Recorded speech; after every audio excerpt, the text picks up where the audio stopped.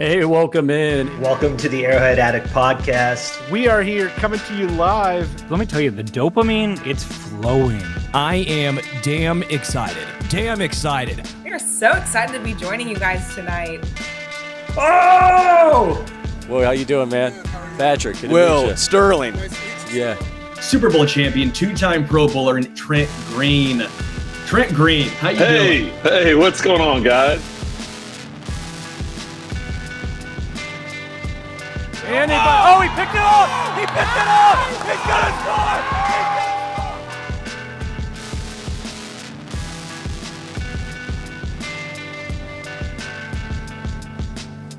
And we'll see you next week, but until then, as always, go Chiefs. Welcome into the Arrowhead Addict pregame show. My name is Bryce Carter. Thank you so much for joining me today as your Kansas City Chiefs at 0-1 are taking on the 1-0 Philadelphia Eagles in Arrowhead Stadium. Hop in the pregame chat here as we are talking about this key matchup for the Chiefs as they look to go from 0-1 to 1-1 and hopefully not fall to 0-2. Put in the chat who you think is going to be a big X factor in this game, maybe your final score prediction, and we'll get to reading some of those as the game approaches. As we kind of take a look at this game, let's go over some of the key factors for who is in and who is out. For the Kansas City Chiefs, your inactives today are Xavier Worthy, wide receiver, Jalen Royals, wide receiver, Jared Wiley, tight end, Elijah Mitchell, running back, Hunter Norzad, offensive lineman, and Malik Herring, the edge defender. Obviously, with Xavier Worthy, news came out today from Ian Rappaport that he has a torn labrum. It sounds like he is on track to play next week against the Giants, which, considering how it looked with him walking off the field in Brazil, I think you'll take that. It will be tough going without him today. Hopefully now the Chiefs, with a week to game plan around not having him, will be a little bit more prepared. Jalen Royals is still sidelined, the rookie from Utah State, with knee tendonitis. Jared Wiley, the tight end. So your three tight ends will be Noah Gray, Travis Kelce, and Robert Tonyan. Jared Wiley has been a healthy scratch the first two games of the year here. I assume maybe some of that's still coming back from the ACL. Maybe they prefer Tonyan. Something to keep an eye on there. Running back is going to be down to Brashard Smith, Kareem Hunt, and Isaiah Pacheco, as Elijah Mitchell is a healthy scratch as well, too. A little bit of a head scratcher here, only because Hunter Norzad profiles as the second string center. If something were to happen to Creed Humphrey in this game, God forbid it does, it would be a little bit interesting to see who would be snapping. I assume that would be Caliendo.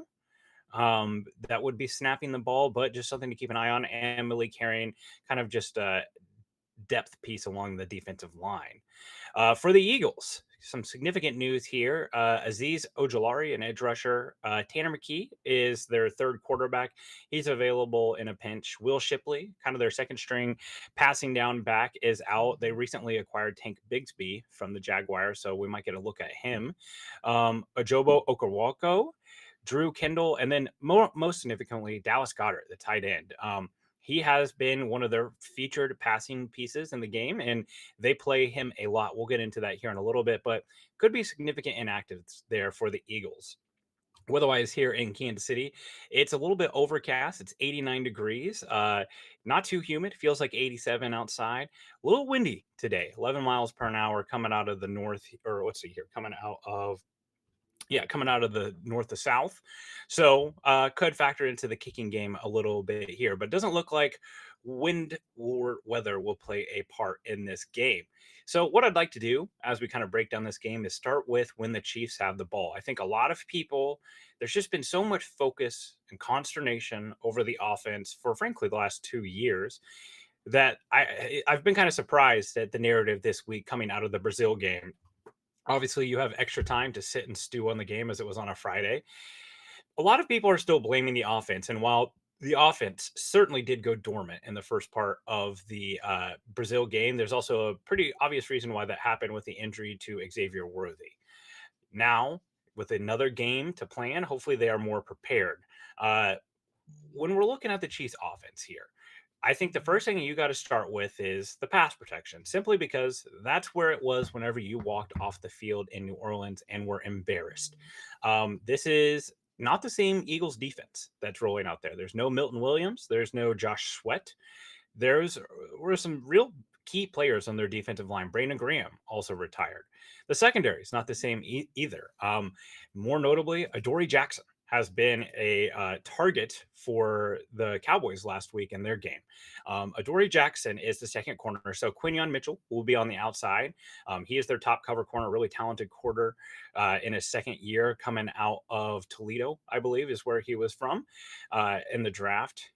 Now you're looking at a situation where the other side of that corner, it's just not quite as strong. They will use Cooper DeJean, the cornerback out of Iowa, in the slot. That's where they want to keep him. Adoree Jackson last week allowed 5 of his 7 targets to be completed for 103 yards across 25 covered snaps outside cornerback in week 1 against the Cowboys. That's the most yards allowed by an Eagles defender when aligned to outside corner since week 10, 2022. So if you're Patrick Mahomes, you might want to find a target and put it on Adoree Jackson's back as far as in the passing game goes. But the pass protection, that's a big part of this too. I think week 1, you look at how Josh Simmons and Kingsley Suamataia performed, and overall, I think that you can take that and be happy if you were able to get that again here. Simmons was credited with 5 pressures. I review film for FTN, not for the other website that attributed 5 pressures to him. I did not see 5 pressures. And also, I will come back to the table and say pressures, they are not created equal. Kingsley Suamataia's pressures were much quicker. Here in case the snap against the huge 4th down completion to Hollywood Brown, he gets absolutely demolished. Suamataia does by Khalil Mack in less than a second. That's the problem. Those are those quick losses. They can't continue to happen. Enter Jalen Carter, who is one of the premier defensive tackles in the league.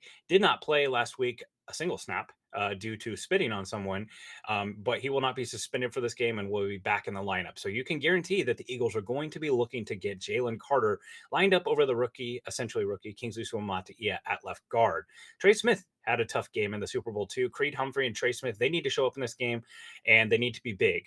Moro Ojomo is a pretty good defensive lineman, a draft pick out of Texas a couple years ago. They still have Jordan Davis, kind of the all-world athlete, more of a run stuffer out of Georgia. And then Jawan Taylor. We cannot be talking about the penalties. I know that this has been a very tired story, but look, man, it can't happen. This team is not in a position this week to be shooting themselves in the foot, which is one of the keys to this game. They cannot be giving up costly penalties. They cannot be doing turnovers. They can't make mental errors, whether it be in the kicking game. Just watching here in the morning slate, there was a kickoff that Caleb Johnson, the return man for the Pittsburgh Steelers, he touched the ball and let it go back in the end zone, which is a live ball. He literally handed a touchdown to the Seahawks, who run and jump on the ball. Those errors cannot happen. The margin for error for this Chiefs offense right now, and the Chiefs defense, frankly, is not good enough with the talent deficiency that's coming in here with the Eagles to be allotting those type of mistakes. So false starts, aligning off sides like Jawan Taylor likes to do, it can't be acceptable. And frankly, I don't usually do this type of stuff, but if he's pulling that stuff in this game, get Jalen Moore out there. Jalen Moore is the future of the right tackle position. Just looking at the cap and how it's going to work, they can't be screwing around with this. They don't have time this week. So Josh Simmons, Kingsley Suamataia, look for them to continue their progress. Look, it's not going to be perfect. They will have moments here, and every team is coming in here looking to get after them. They've got a tough challenge next week too with Dexter Lawrence, Abdul Carter, and Brian Burns with the New York Giants. So it doesn't get any easier. The run game is something that we didn't get to see a lot of. We saw 5 carries from Kareem Hunt. We saw 5 carries from Isaiah Pacheco. Patrick Mahomes was the leading rusher last week. That won't work. Okay, that's just not sustainable for any offense. If you want to have the true threat of play action, if you want to try to get after this team, you need to be able to try to run the ball. And I know that the Chiefs have the highest paid center in the NFL, and as of yesterday, had the highest paid guard before Tyler Smith of the Cowboys took that title. But they've got to be able to move some bodies in the run game. So I would really like to see them try to commit to the run game just a little bit more. Look, I don't think that we're going to talk about some 150-yard performance for Kareem Hunt or Isaiah Pacheco, but it just needs to take advantage of those 2 high shells. That is something that has been a staple of the Vic Fangio defenses. They like to make you methodically work your way down the field. Last week against the Cowboys, Javonte Williams had 54 yards. Miles Sanders had 53 yards rushing. And Kavonte Turbin had 9 on some design. So over 100 yards rushing for the Cowboys. Not spectacular. That was obviously without Jalen Carter. But you would like to see this just be a little bit more effective of a run game this week, just to take some things off of Patrick Mahomes' plate. He was spectacular in the second half of that Chargers game. Truly some vintage Patrick Mahomes stuff in that game. But going into a game with Hollywood Brown, with Tyquan Thornton, with Juju Smith-Schuster, you would like to easy button some of that for him. Which kind of brings me to my last point. This is a game for Travis Kelce. We saw early in the year last year when they lost Rashee Rice, they went to Travis Kelce. And, Travis Kelce didn't have a huge game against the Chargers. He basically had 1 catch for 10 yards and then a wide open touchdown. Give it to him for scoring there. He does look slimmer. He does look like he's got a little bit more burst. I was looking at some of the NGS Next Gen Stats data. His average speed on the field increased by about a mile per hour. Is about 14 miles an hour last year. It's 15 miles an hour this year. Keep in mind, that's not just when he has the ball. That's also when he's running routes. But this is a game for him. Last week, I think it was particularly challenging. They have Dayon Henley, a really good coverage linebacker. They also have Derwin James, who has given Travis Kelce fits in the past. So will be interesting to see if they can get him going in this game. The linebackers for the Eagles, obviously they have Zach Bond, who was an All-Pro last year. I would like to see him repeat that performance again this year. It's not that I don't think Zach Bond is good, but I do wonder if he's that all-pro level player like he looked last year. And then they've got a rookie in there as well. So that could be a place to target as well, too. Just doing a little bit of scoreboard watching here. Jaguars lead the Bengals 27-24. Minute 9 seconds left in that game. Be interesting to see. Joe Burrow left that game with a toe injury. That's really kind of the only thing. The Bills throttle the Jets. Seahawks throttle the Steelers. Really kind of rough slate here. Ravens demolishing the Browns. Kind of a tough slate there. But offensively, put in the chat who you think is going to be your player of the game. I'm going to go with Hollywood Brown. I do think that Travis Kelce will get his, but if you want to talk about a player who has the potential to have a great game, who needs to have a great game, it's Hollywood Brown for me. This is a guy, even last year, when he missed the majority of the season, averages over 850 yards a season in his career. He had 99 yards last week, and he talked about getting more confident and getting back in the groove of things. I think this is a chance for him to really establish great chemistry with Patrick Mahomes, which is exciting when you think about Xavier Worthy coming back and eventually Rashee Rice coming back. So when the Chiefs have the ball, my player of the game is Hollywood Brown. Let me know in the chat who you think your player of the game is. Now, when we talk about the Eagles on offense, we were talking a little bit, or when the Chiefs are defending, we talked about how the Dallas Goedert injury could be significant. Seeing some Tyquan Thornton in the chat, seeing some Travis Kelce here. Totally agree with that. Hollywood Brown. This is why this is significant. Last week, the Chiefs got carved up on defense. There was miscommunications all over the back end, and the Chiefs, frankly, had no answer for them passing out of heavy formations. The Eagles offense used bunch formations on 18.6 of their offensive snaps in week 1 against the Cowboys for 4.8 yards per play, their highest rate in a game since week 14, 2022. So those bunch formations, that was the same stuff that was really giving the Chiefs issues last week against the Chargers, where they've got a lot of men all in a condensed spot within the middle of the field. Scott Matlock, a converted defensive lineman, was the fullback in that game, and he seemed to really give them troubles. They could really not get pressure with him being back there. They didn't really target him that much, but just his presence on the field. The Chiefs traditionally have struggled defending against teams that are running that fullback. Well, last week, the Eagles, they ran 17% of their snaps out of 13 personnel, which is 3 tight ends. That was Goddard. They ran 33% of their snaps with 12 personnel. So that 2-3 tight end set, that's really important to what they like to do on offense. Obviously, to get Saquon Barkley going, and obviously knowing that they have 2 star receivers. If you're running 13 personnel, you're only going to have 1 wide receiver on the field and a running back. So that's A.J. Brown. 12 personnel, that puts A.J. Brown and Devontae Smith on the field with Saquon Barkley. Well, now instead of having Grant Calcaterra and Dallas Goedert, it's now Grant Calcaterra and Kylan Granson. Kylan Granson actually lined up a few times at fullback. That takes away their ability to run out of that, and that's good because the Chiefs defense, where it has struggled consistently, it's out of base sets. So that's where you've got Leo Chanel, Nick Bolton, and Drew Tranquill on the field. teams like to pass in that situation because, look, last week was brutal for Shamari Connor and Nick Bolton in coverage. Again, the charting that I do for FTN, I have a column that is nearest defender to the ball, basically whose coverage responsibility is a completion. The amount of times that I wrote down 27 and 32 in that column was staggering. Nick Bolton and Shamari Connor in coverage last week, 11 for 11 when targeted, 143 yards allowed, a touchdown with 138 passer rating allowed.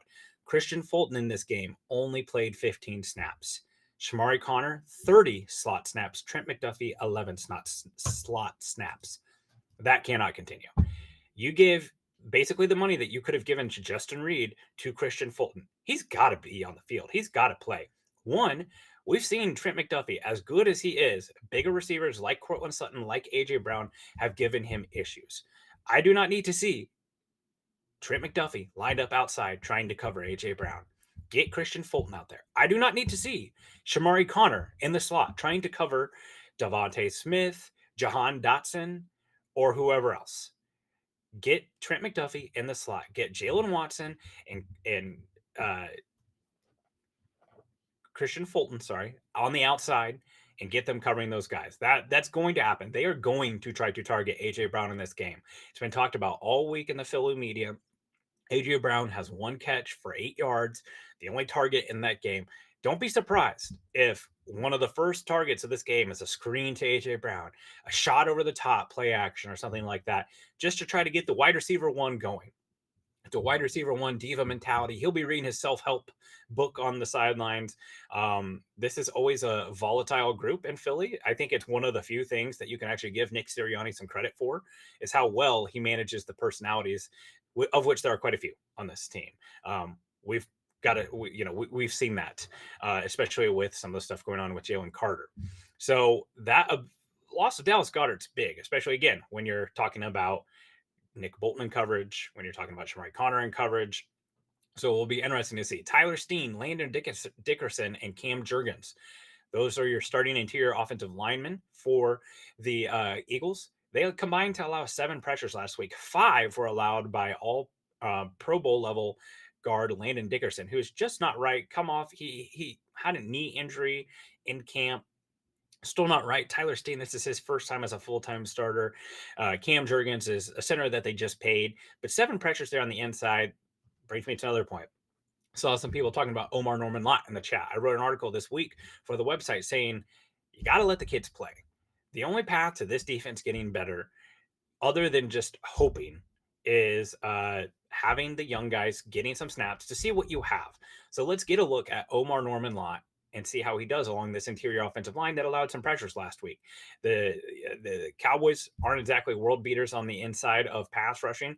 Obviously, that's Chris Jones's number. But for Omar Norman Lott to find playing time and be successful, he doesn't have to be Jalen Carter.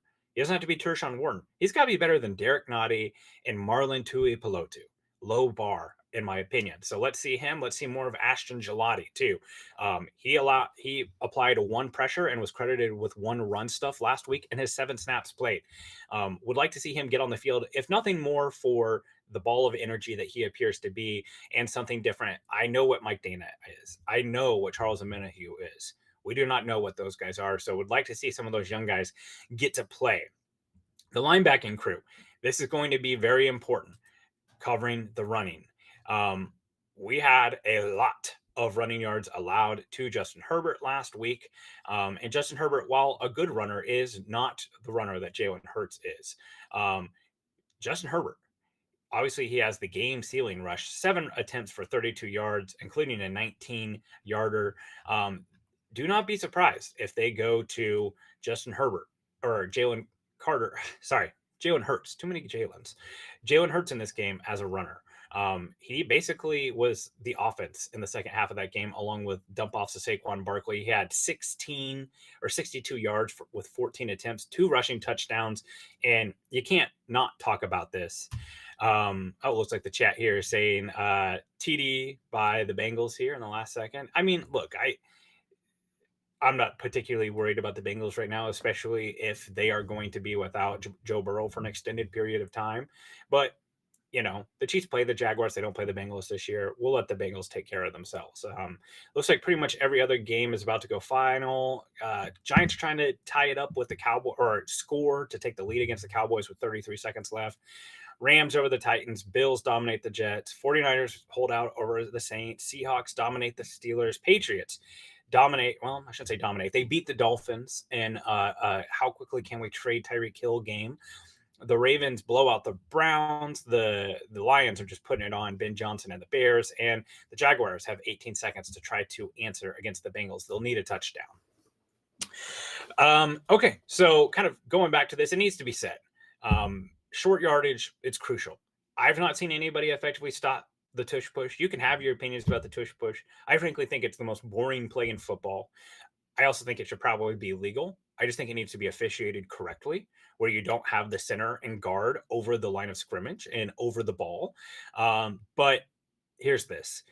You cannot let this Eagles team get in 3rd and 3. It's over. You have to win on 1st and 2nd down, because if it's 3rd and 3, they can run that play back to back and get 3 yards. And even if they don't, they have it on 4th down. And the question is how far back against their own goal line would they use it? I mean, would they use it on their own 9 or 10? I don't know why you wouldn't. It's, what is it, 92%ers, right? That's the podcast thing. 92% of the time it works. So the Chiefs, they have to win on early downs. It is what it is, but it's going to be a factor in this game. You can almost count on it. The Chiefs did a great job of doing that in the Super Bowl that they played, the first Super Bowl against the Eagles. It was not quite as effective in the second game. Obviously, the defense played a big part in that as well. Lastly, the coverage, right? That they've got some great players in the secondary, or some great players on this wide receiver core with Devontae Smith, with AJ Brown. Devontae Smith, he is someone that can really be a game changer. Looking at his stats when Dallas Goedert is down, some of my friends who do fantasy football at a high level, they're going crazy for Devontae Smith this week because he gets fed as Dallas Goedert goes down. Would love to see Trent McDuffie covering Devontae Smith. I mean, one of the things that's so underrated about the Eagles and their whole run is talking about, they're just so good at this drafting. Well, they also got to pick a wide receiver in the top 10, a guy who won the Heisman. That's something that the Chiefs haven't had the privilege of doing, thankfully, because they don't lose that many games. But nevertheless, it looks like we're, kind of counting down to kickoff here. So let's get some final score predictions here in the chat. For me personally, I think that this game is really tough. I think that this is a game that the Chiefs are going to have to put close to their best game on the table to win. Last week, the Chiefs played their C- game and almost won. I'm not sure a C- game gets it done this week if you're trying to squeak out a win here. I do think it's nice to have the Chiefs back in Arrowhead, get some home cooking, get the Arrowhead crowd involved. Obviously, there's a level of dislike for the Eagles, especially Nick Sirianni and some of the antics he's pulled in Arrowhead here in the past. I am hoping, almost expecting a better game plan for the Chiefs here on offense. Overall, I do worry about the run game, particularly in the second half here. We've not seen the Chiefs' run defense really be tested yet. We've seen what it looks like without Mike Pennell so far, so good. But I just worry about them being able to lean on that, both with Jalen Hurts in the run game.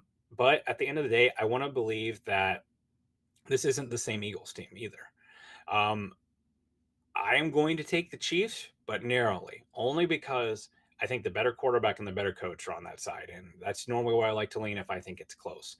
Could see this going either way. I've got the Chiefs narrowly winning 28-27 in a game that, I think we come out happy that they won, but still some frustrations. And quite frankly, this just isn't going to be a complete team. Last year, they were a team that kind of dropped their hat on the field and were ready to go. Obviously with Rashee Rice, with Xavier Worthy, some of the rookies coming along, whether it be Josh Simmons or some of the other players we mentioned, it's just not going to be a complete product. We've got Mary in the chat saying Eagles 34, Chiefs 24. I hope you're wrong. Jesus Perez has the Chiefs 40 to 35. Boy, that would be a high scoring affair. Definitely put some money on those overs on Underdog if you get an opportunity to, if you're hoping that is the score. If you like what you heard today and you want to hear more, we do this every game before the season. Looks like the Bengals did hold off the Jaguars. So Bengals game is final 31-27 over the Jags. We do this every week. Sometimes it'll be me. Sometimes it'll be Sterling Holmes. Might be Adam Best.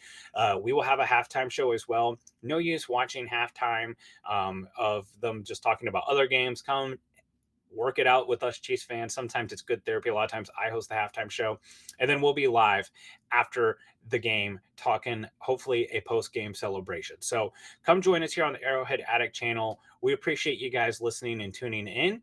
That's going to be it from us here at Arrowhead Addict, and let's get this game kicked off. Go Chiefs.